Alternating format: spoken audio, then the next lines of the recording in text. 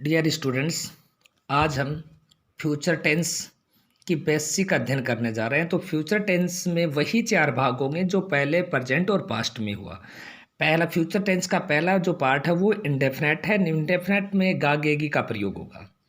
और इंडेफिनेट के भी चार भाग होंगे। पहला है अफर्मेटिव सेंटेंस, जिसे हम साधारण वाक्य बोलते हैं। और अफर्मेटिव सेंटेंस में हेल्पिंग वर्ब होगी, वो होगी शैल या विल, और वर्ब की फर्स्ट फॉर्म का प्रयोग होगा। सेकंड है नेगेटिव सेंटेंसेज, नकारात्मक वाक्य। नकारात्मक वाक्य में भी हेल्पिंग वर्ब होगी, और वो होगी शैल या विल प्लस वर्ब की फर्स्ट फॉर्म, लेकिन इसमें नोट का प्रयोग होगा। और थर्ड जो भाग है वो है इंट्रोगेटिव सेंटेंसेज। इंट्रोगेटिव का अर्थ होता है प्रश्नवाचक वाक्य। इसमें भी हेल्पिंग वर्ब होगी, वो होगी शैल या विल प्लस वर्ब की फर्स्ट फॉर्म, और इसके अंत में इंट्रोगेटिव साइन होगा। फिर है इंट्रोगेटिव नेगेटिव। इंट्रोगेटिव नेगेटिव में भी हेल्पिंग वर्ब शैल या विल प्लस वर्ब की फर्स्ट फॉर्म होगी, और उसमें नोट का प्रयोग होगा, प्लस उसके अंत में इंट्रोगेटिव साइन होगा। अब पर फ्यूचर का जो दूसरा भाग है वो है कॉन्टिन्यूअस। कॉन्टिन्यूअस का अर्थ होता है रहा, रही, लेकिन ये फ्यूचर है तो फ्यूचर का अर्थ होगा होगा, होगी और होंगे। फ्यूचर इंडेफिनेट को छोड़कर, यानी कि फ्यूचर इंडेफिनेट में सिर्फ गा गेगी का प्रयोग होगा। बाकी के सभी भागों में कंटिन्यूअस, परफेक्ट कॉन्टिन्यूअस में होगा, होगी, होंगे, ये शब्द जुड़ेंगे। तो देखो कंटिन्यूअस है, कंटिन्यूअस का मतलब रहा, और ये फ्यूचर का है तो होगा या रही, होगी, रहे, होंगे। अब इसका पहला पार्ट है अफर्मेटिव सेंटेंस। अफर्मेटिव सेंटेंसेज में हेल्पिंग वर्ब होगी, और वो शैल या will plus be plus verb की फर्स्ट फॉर्म में आईएनजी का प्रयोग होगा। दूसरा भाग है नेगेटिव सेंटेंसेज। नेगेटिव सेंटेंसेज में भी हेल्पिंग वर्ब होगी, और वो होगी शैल या will plus not plus be plus verb की फर्स्ट फॉर्म में आईएनजी, क्योंकि नेगेटिव सेंटेंस है इसलिए इसमें नोट का प्रयोग होगा।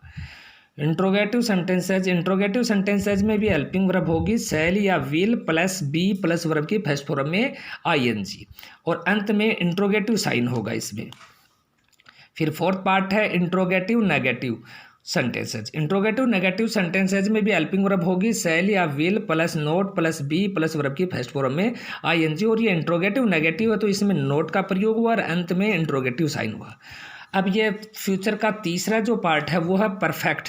परफेक्ट का अर्थ होता है चुका, चुकी, चुके। अब इसमें होगा जुड़ेगा, क्योंकि यह फ्यूचर का है, तो फ्यूचर का परफेक्ट है तो इसका मतलब इसके अंत में होगा, होगी, होंगे जुड़ेंगे। तो चुका, होगा, चुकी, होगी, चुके, होंगे, ये सब जुड़ेंगे। अब इसके परफेक्ट के चार भाग हैं। Affirmative sentences. अफर्मेटिव सेंटेंसेज में हेल्पिंग वर्ब होगी, वो होगी शैल या विल हैव प्लस वर्ब की थर्ड फॉर्म। फ्यूचर परफेक्ट में हैव प्लस वर्ब की थर्ड फॉर्म का प्रयोग होगा। नेगेटिव सेंटेंसेज में भी हेल्पिंग वर्ब होगी शैल या will have plus not plus verb की थर्ड फॉर्म। थर्ड फॉर्म से पहले हम नोट लगा देंगे क्योंकि ये नेगेटिव सेंटेंस है। इंट्रोगेटिव सेंटेंसेज में भी हेल्पिंग वर्ब होगी, वही होगी शैल या will plus have plus verb की थर्ड फॉर्म, जिसके अंत में प्रश्नवाचक निशान होगा, क्वेश्चन मार्क आएगा, क्योंकि ये इंट्रोगेटिव सेंटेंसेज है। फिर है इंट्रोगेटिव नेगेटिव, प्रश्नवाचक नकारात्मक। इसमें भी हेल्पिंग वर्ब होगी, और वही होगी शैल या विल हैव प्लस नोट। इसमें नोट का प्रयोग होगा क्योंकि ये नेगेटिव है साथ में, प्लस वर्ब की थर्ड फॉर्म, और अंत में इंट्रोगेटिव साइन। फिर जो फोर्थ पार्ट है फ्यूचर का वो है परफेक्ट कॉन्टिन्यूअस। तो परफेक्ट कॉन्टिन्यूअस का अर्थ तो होता है से रहा, से रही, से रहे, लेकिन ये फ्यूचर का है तो होगा, होगी, होंगे जुड़ेंगे। तो से रहा, होगा, से रही, होगी, से रहे, होंगे। अफर्मेटिव जो सेंटेंस है उसमें भी हेल्पिंग वर्ब शैल या will have plus been plus verb की फर्स्ट फॉर्म में आईएनजी आएगी। नेगेटिव सेंटेंस में भी यही हेल्पिंग वर्ब होगी, शैल या will plus have plus not लग जाएगा, क्योंकि ये नेगेटिव सेंटेंस है इसलिए नोट का प्रयोग हुआ, बीन प्लस वर्ब की फर्स्ट फॉर्म में आईएनजी। अब है इंट्रोगेटिव सेंटेंसेज। इंट्रोगेटिव सेंटेंसेज में भी हेल्पिंग वर्ब होगी शैल या will plus have plus been plus verb की फर्स्ट फॉर्म में आईएनजी, और लास्ट में इंट्रोगेटिव साइन होगा। फिर फोर्थ भाग है इंट्रोगेटिव नेगेटिव, प्रश्नवाचक नकारात्मक सेंटेंस है, जिसमें भी हेल्पिंग वर्ब होगी शैल या will plus have plus not plus been plus verb की फर्स्ट फॉर्म में आईएनजी, और अंत में क्वेश्चन मार्क होगा। नोट: प्रेजेंट इंडेफिनेट के अफर्मेटिव सेंटेंसेस तथा पास्ट इंडेफिनेट के अफर्मेटिव सेंटेंसेस में हेल्पिंग वर्ब नहीं होती, क्योंकि मैं पहले बता चुका हूं कि प्रेजेंट इंडेफिनेट के अफर्मेटिव सेंटेंस में साधारण वाक्य में और पास्ट इंडेफिनेट के साधारण वाक्य में हेल्पिंग वर्ब नहीं होती। इनमें से क्रमशः प्रेजेंट इंडेफिनेट में तो प्रेजेंट इंडेफिनेट के अफर्मेटिव सेंटेंस में केवल वर्ब की फर्स्ट फॉर्म या एस का प्रयोग होगा और पास्ट इंडेफिनेट के अफर्मेटिव सेंटेंस में वर्ब की सेकंड का फॉर्म का प्रयोग होगा। तो आज हम विस्तृत रूप से अध्ययन कर रहे हैं। सबसे पहला जो टेंस था वो था प्रेजेंट टेंस, और प्रेजेंट टेंस का मतलब होता है वर्तमान काल। अब देखो प्रेजेंट इंडेफिनिट टेंस। अब प्रेजेंट टेंस के भी 4 भाग थे, मैं पहले बता चुका हूँ। Present indefinite, present continuous, present perfect, present perfect continuous. अब प्रेजेंट टेंस का जो पहला भाग था प्रेजेंट इंडेफिनिट, उसका हम आज अध्ययन करने जा रहे हैं। यानी कि पहला टेंस था प्रेजेंट टेंस, और प्रेजेंट टेंस के 4 भाग हुए। 4 भागों में सबसे जो पहला जो भाग था वो था प्रेजेंट इंडेफिनिट। अब देखो प्रेजेंट इंडेफिनिट की पहचान, जिन हिंदी वर्ब्स के अंत में ता है, ती है, ते है आदि शब्द आए तो वह प्रेजेंट इंडेफिनिट टेंस होगा। कि जिन हिंदी वाक्यों के अंत में ता है, ती है, ते है शब्द आए तो वो प्रेजेंट इंडेफिनिट टेंस होगा। अब देखो दूसरी महत्वपूर्ण चीज़ इसमें एडवर्ब्स होती है, यानी कि इंग्लिश में पहचान करने के लिए एडवर्ब्स का प्रयोग किया जाता है।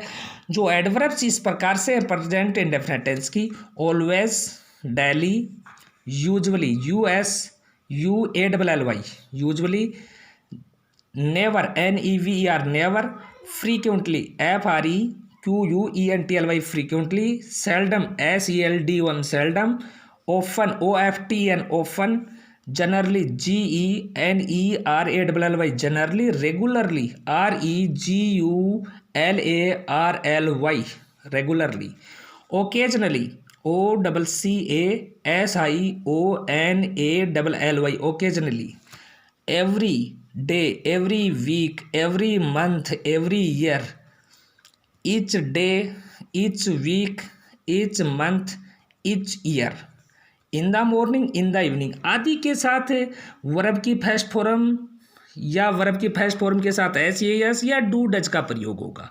ये एडवर्ब्स आपको याद रखनी है। प्रेजेंट इंडेफिनिट टेंस की ये एडवर्ब्स हैं, ये करेक्ट फॉर्म में काम में ली जाएगी। तो ये प्रेजेंट इंडेफिनिट की तो पहचान हो गई, ये प्रेजेंट इंडेफिनिट की एडवर्ब्स हो गई, और ये इसका आंसर हो गया कि ये अगर एडवर्ब्स आती हैं तो या तो उसमें वर्ब की फर्स्ट फॉर्म आएगी, या वर्ब की फर्स्ट फॉर्म नहीं होगी तो वर्ब की फर्स्ट फॉर्म के साथ SES का प्रयोग होगा।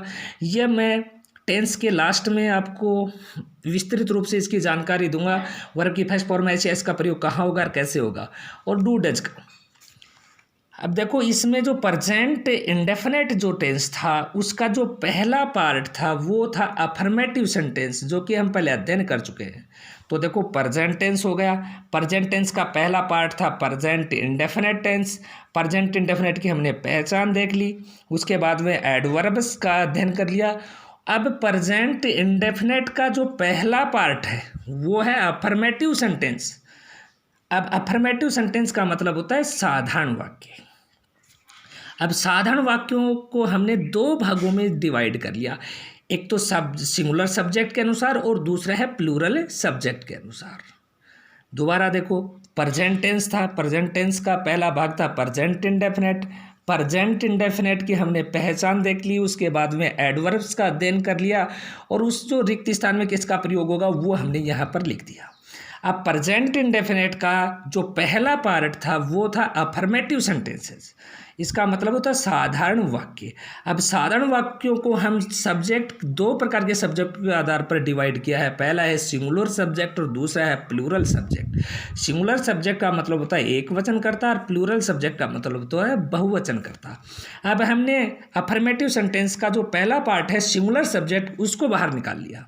तो देखो यह है सिंगुलर सब्जेक्ट, इसका मतलब एक वचनकर्ता। अब देखो एक वचनकर्ता कौन कौन से होते हैं, ही, सी, इट और कोई एक नाम, ये सभी एक वचनकर्ता है, सिंगुलर सब्जेक्ट हैं। अगर ये सब्जेक्ट आए तो रिक्त स्थान में या तो जो वर्ब होती है उसके साथ SES का प्रयोग होगा। अगर ये सिंगुलर सब्जेक्ट आए तो रिक्त स्थान में वर्ब की फर्स्ट फॉर्म के साथ साथ एस या ई एस का प्रयोग होगा। अब हमारे दिमाग में क्वेश्चन आया कि वर्ब की फर्स्ट फॉर्म में एस का प्रयोग करें या ई एस का प्रयोग। तो देखो एस या ई एस का प्रयोग, एस या ई एस का प्रयोग, जिन वर्ब्स के अंत में S H, C H, double S, O, X आदि शब्द हों तो ई एस का प्रयोग होगा। यानी कि किसी भी वर्ब्स के अंत में C H, S H, double S, O, X ये शब्द हों तो उसके अंत में ई एस का प्रयोग होगा तथा शेष सभी के साथ एस का प्रयोग होगा। यानी कि एस या जो ई एस था वो हमारा यहाँ पर सोल हो गया कि अगर किसी वर्ब्स के अंत में ये S H, C H, double S, O, X, Z हो तो ई एस का प्रयोग होगा और अन्य सभी के साथ एस का हम प्रयोग करेंगे। जैसे देखो एस एच तो फिनिश है, लास्ट में देखो इस वर्ब के अंत में एस एच आया हुआ तो इसका मतलब एस एच है तो इनके साथ ई एस का प्रयोग होगा। तो देखो F I N I S H है लास्ट में तो हमने ई एस लगा दिया। जैसे सी एच है तो टीच अंत में सी एच लगा हुआ है तो हमने ई एस का प्रयोग किया। जैसे डबल एस है तो जी यू डबल एस गैस तो ई एस का प्रयोग कर दिया।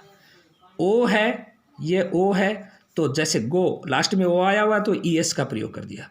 जैसे एक्स है तो T A x, x last में आया हुआ तो ई एस का। अब जैसे प्ले हो गया, P L A Y play, अब प्ले है उसके अंत में वाई आया हुआ है जबकि ये शब्द नहीं है, ये शब्द नहीं है तो केवल एस का प्रयोग होगा। जैसे plays, P L A Y S, इसमें ई एस का प्रयोग नहीं हुआ, एस का प्रयोग हुआ क्योंकि लास्ट में वाई शब्द है, ये शब्द नहीं है। S H, C H, double S, O, X, Z ये शब्द नहीं है। शायद मैं उम्मीद करता हूँ कि आपको एस ई एस का प्रयोग समझ में आ गया होगा। अब आगे देखो इसका स्ट्रक्चर, देखो सिंगुलर सब्जेक्ट का स्ट्रक्चर।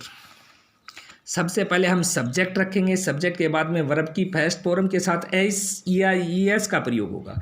यानी कि सब्जेक्ट में जो वर्ब होगी वर्ब के साथ एस या ई एस का प्रयोग होगा। उसके बाद में हम ऑब्जेक्ट रखेंगे, उसके बाद में अदर्स रखेंगे।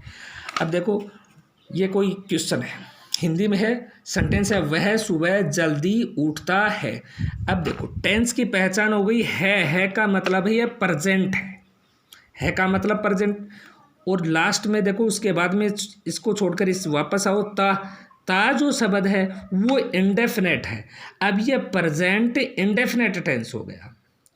अब प्रेजेंट इंडेफिनेट का कौन सा सेंटेंस है? अब इस सेंटेंस में न तो नहीं शब्द आया हुआ है, नहीं भी शब्द नहीं है, इंट्रोगेटिव साइन नहीं है, तो इसका मतलब ये अफर्मेटिव सेंटेंस है, साधारण वाक्य है। और साधारण वाक्य को देखो सबसे पहले हम रखेंगे सब्जेक्ट वह है, वह पुल्लिंग है, उठता है तो इसका मतलब यह पुल्लिंग है तो ही का प्रयोग हुआ तो वह को हमने ही कह दिया। अब हिंदी से अंग्रेजी बनाते हैं तो सबसे पहले सब्जेक्ट रखने के बाद वापस लास्ट में से वापस इस प्रकार से बनाते आते हैं। यानी कि सेंटेंस की जो संरचना होगी वो सबसे पहले शुरू में रखेंगे सब्जेक्ट, उसके बाद में लास्ट से उठाकर सेंटेंस को इस प्रकार से वापस चलेंगे। तो देखो वह को हमने ही कह दिया। है तो पहचान है, उठना का अर्थ होता है गेट अप, उठना का अर्थ होता है गेट अप का अर्थ होता है उठना। अब देखो ही एक वचन सब्जेक्ट है, सिंगुलर सब्जेक्ट है, एक वचन सब्जेक्ट है तो गेट में एस का प्रयोग हुआ तो हमने लगा दिया गेट्स। तो देखो इसमें एस या एस के प्रयोग में हमने वर्ब, तो यह गेट का अर्थ होता है उठना तो यहाँ पर गेट लगा दिया और इसके साथ एस या एस का प्रयोग करना था तो इसमें केवल एस का प्रयोग हुआ। और अब इसके साथ आएगा गेट अप का अर्थ होता है उठना। अब उठना की स्पेलिंग हो गई, अर्थ हो गया। फिर वापस आते हैं जल्दी का अर्थ होता है अर्ली, या अर्ली कर दिया। उसके बाद में है सुबह से पहले देखो ये हमने लिख दिया इन द मॉर्निंग। अब इसमें मॉर्निंग से पहले हमने इन का प्रयोग किया है, इन प्रीपोजिशन का। तो देखो नोट, दिन के समय भागों से पहले, यानी कि दिन के जो भाग होते हैं, जो पार्ट्स होते हैं, उनसे पहले इन प्रीपोजिशन का प्रयोग होता है। यानी कि दिन के भाग होते हैं जैसे मॉर्निंग है, इवनिंग है, तो इनसे पहले इनका प्रयोग होता है। तो इनका प्रयोग होता है द मॉर्निंग से पहले इनका प्रीपोजिशन का प्रयोग हुआ, यानी कि दिन के जो समय भाग हैं उनसे पहले इनका प्रयोग होता है, इसलिए हमने मॉर्निंग से पहले इनका प्रयोग हुआ। तो इसका अर्थ हुआ, इस सेंटेंस को हमने इस प्रकार से इंग्लिश में ट्रांसलेट किया, he gets up early in the morning.